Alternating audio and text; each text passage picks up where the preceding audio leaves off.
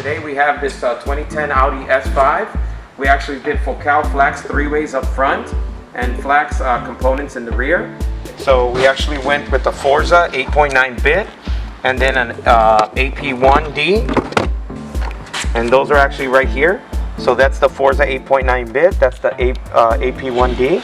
We actually made this custom bracket which replaced where the factory amplifier went, and it actually bolts up the same way that the stock one is, so it's still serviceable. So you can remove 3 screws, 1, 2, there's one in the back. The whole thing comes out so that you can service it and you can pop it back in.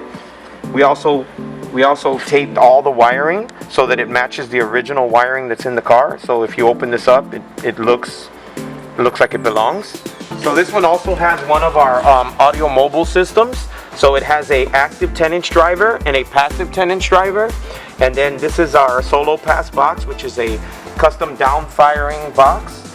It has a connector on it, so if you have to, you can remove it and take it out of the vehicle, load up your trunk. Once you're done, you can actually pop it back in, plug the connector back on, and then you're good to go.